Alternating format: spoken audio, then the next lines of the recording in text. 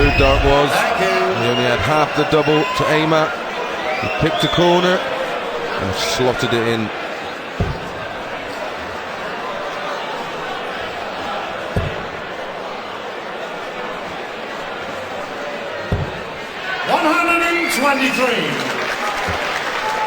But Whitlock's got to hold his nerve here. Mustn't panic. After going 5-1 up, he knows he may even have been 6-2 up, but he knows that he's got the game. He's proved it in these opening 7 or 8 legs. He's got to hold it all together, which over the years so many players haven't done against the great man. Well, the problem is that was Whitlock at his very, very best. It's been Taylor, he's probably 60-70% of his best, and he's still in this match. 43. Well, the average in Whitlock still brilliant. It's 100. It's just dropped a little bit over the last few legs. Taylor's second dart dropping short. The third one right on the money. Taylor beginning to apply pressure. I think the result is a little wilt in Whitlock's game. 102 for 5-4. I'm sure Taylor can sense that his opponent isn't producing the darts he did in the opening 5 or 6 legs. Bullseye would have left him a shot, but it doesn't make any difference. Taylor will be happy with that possible 13-darter to make it 5-4. Yeah, I forget how many times through the cup you see a double after 12, double after 12, double after 12, just relentless. 5-1 down, Phil Taylor. Now to go within 1 of Whitlock. A hat-trick of legs. Yeah, 5-4 it is, and Taylor is now beginning to crank up the pressure, but he will sense, surely, that Whitlock isn't quite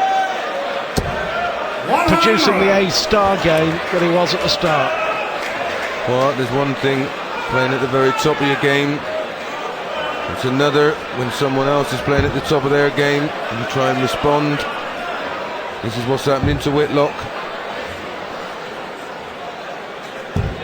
58. I'm sure he plays at this level, but how often is he playing at this level and someone's only 1 leg behind? I would say not very often. Yeah, and I think the disappointing thing for Whitlock is that first dart is starting to dip underneath the treble. A soothsayer at the darts. Yeah, couldn't agree more.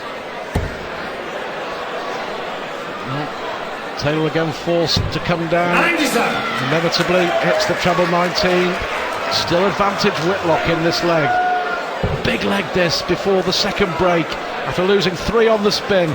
If he can just hold on here. 100. Good last dart.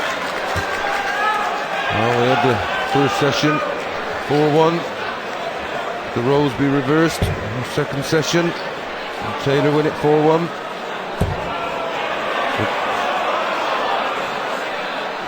Fabulous. Fabulous from Taylor, a third maximum. 5 in the match to date. And pressure again on Whitlock. And again that first dart. Great adjustment. 100. Well, Whitlock would probably settle for that. He's on a finish after 12 darts. Needs a treble. Yep, treble 18 to leave double 16. This would put pressure on that 101. 98. Simon, you require 101. 101 to stop the rot.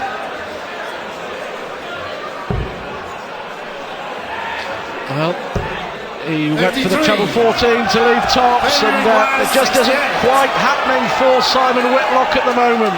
Phil Taylor was 5-1 down, staring down a tungsten barrel. He's going to get 1 dart here at tops to level it all up. Perfect. Perfect from the power.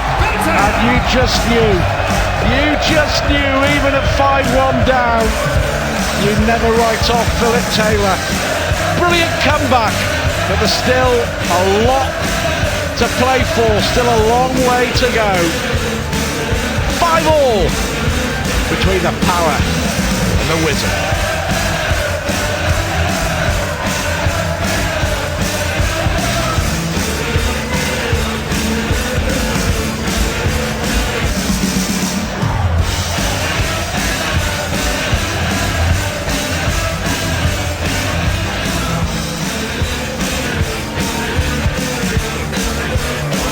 Looks like we've got another belter.